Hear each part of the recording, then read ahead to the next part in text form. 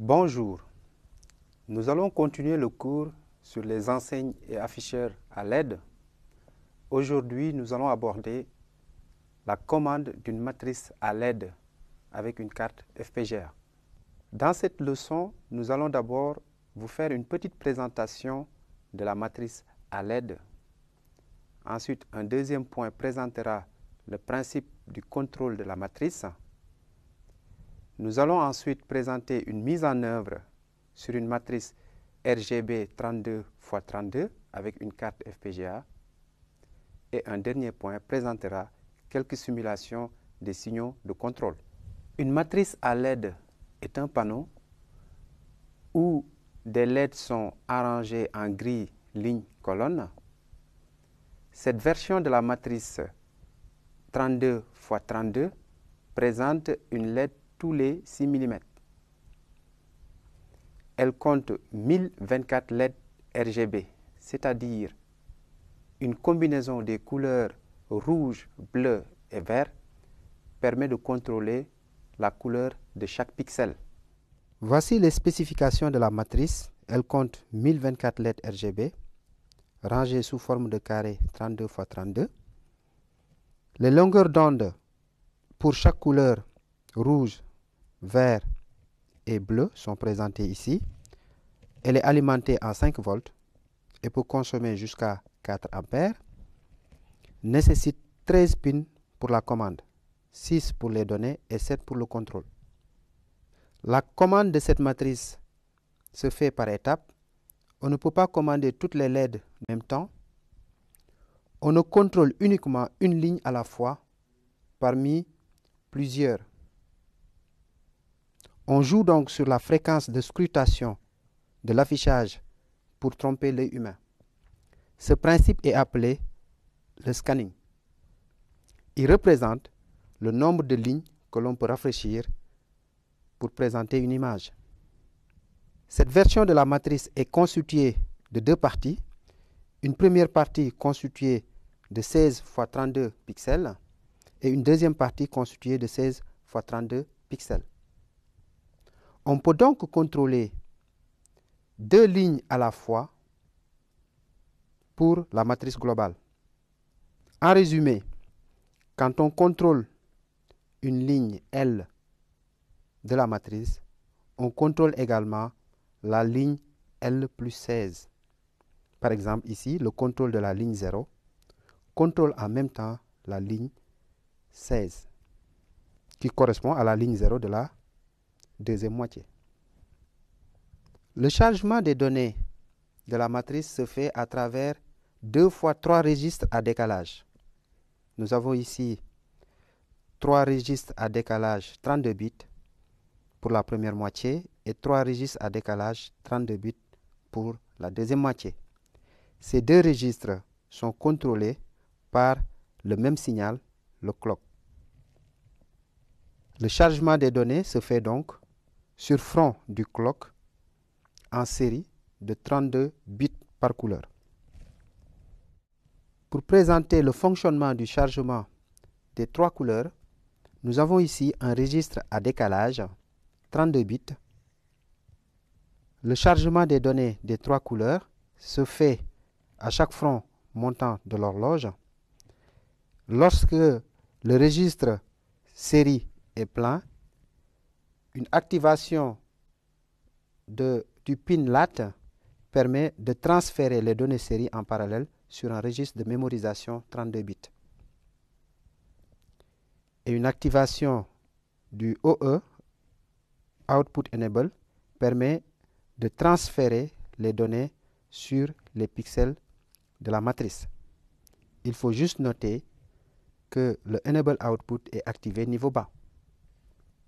Les deux moitiés de la matrice partagent les données de sélection, le clock, le Enable Output et le LAT. La sélection des lignes se fait à travers les pins A, B, C et D. Le tableau suivant donne les 16 combinaisons sur A, B, C et D, permettant de sélectionner chacune des 16 lignes. La sélection de la ligne L permet de sélectionner également la ligne L plus 16.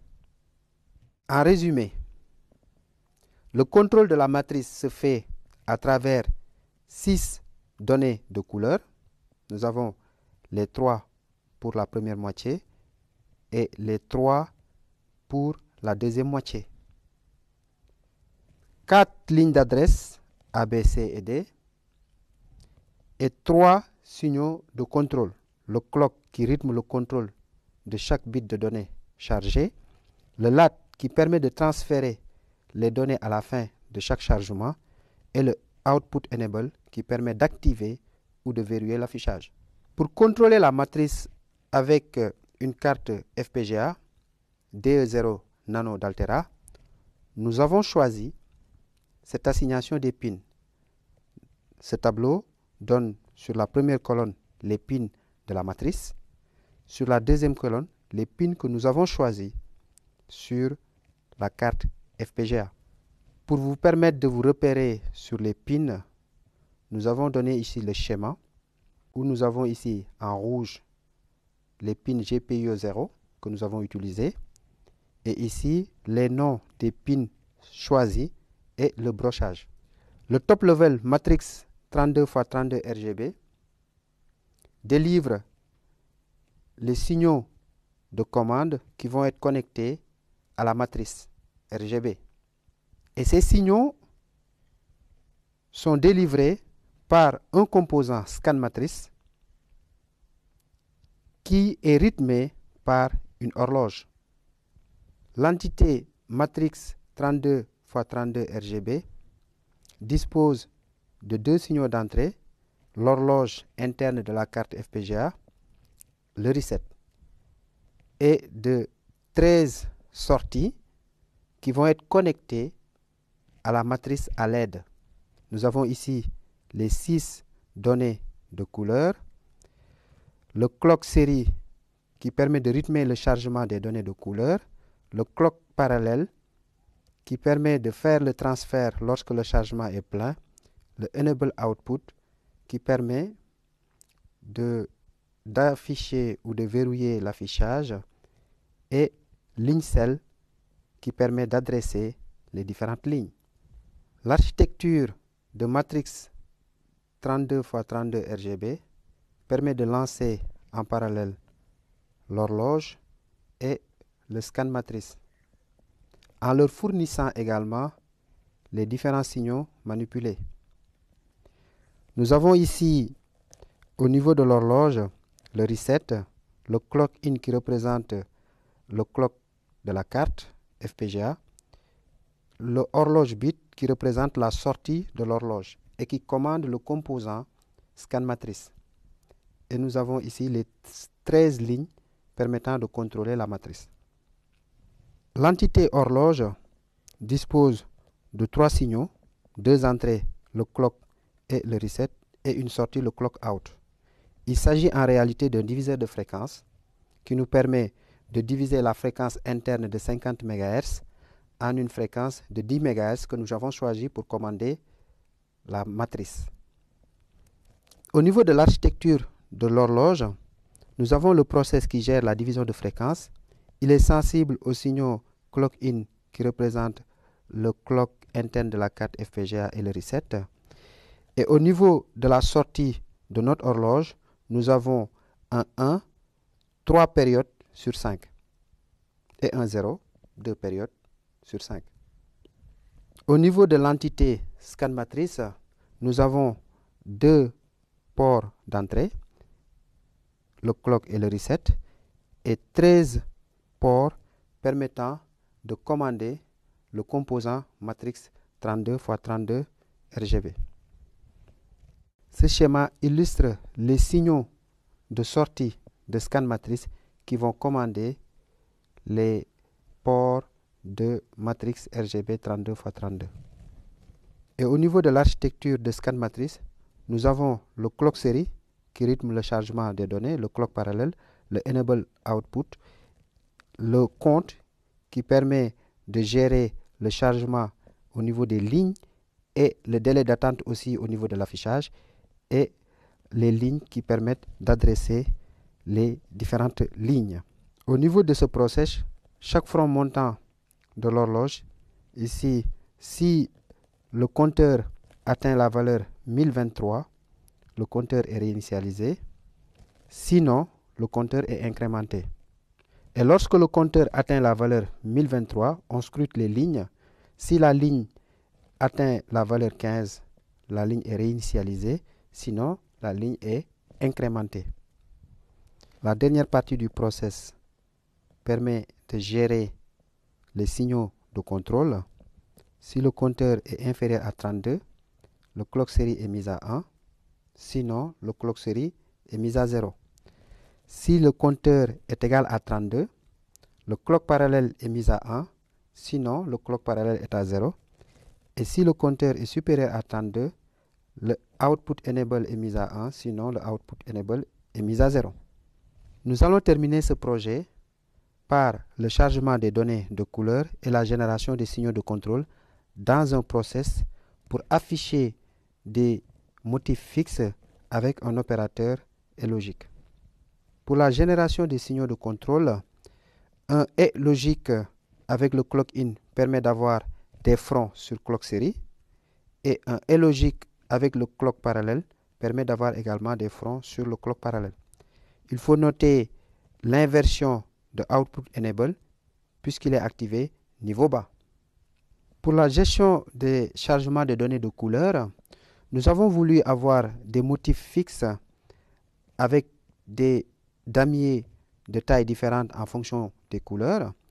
Et nous avons fait un et logique entre le bit 0 de compte et le bit 0 de ligne, le bit 1 de compte et le bit 1 de ligne, le bit 2 de compte et le bit 2 de ligne. La même chose est répétée sur la deuxième moitié de la matrice. Ceci produira des motifs fixes de couleurs différentes et de tailles différentes. Nous avons simulé avec modèle SIM le projet et voici les chronogrammes des signaux qui montrent ici que toutes les LED sont éteintes, les données de couleur sont toutes à 0 sur la première ligne. Nous avons au niveau de la ligne 1, la deuxième ligne, des chargements de la couleur rouge une fois sur 2.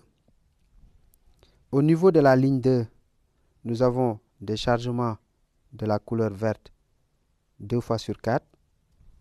Nous avons ici au niveau de la ligne 3 un mélange de couleur rouge et de couleur verte 1 fois sur 2, 2 fois sur 4. Et au niveau de la ligne 4, nous avons un chargement de la couleur bleue 4 fois sur 8. Un zoom sur le chargement de la ligne 1 et de la ligne 17 montre ici le lat qui est activé lorsque le registre atteint la valeur 32, c'est-à-dire le registre est plein, et l'activation de OE, activé niveau bas, ici, pour afficher les données chargées. Nous allons maintenant ajouter au projet une mémoire pour les données à afficher sur chaque pixel.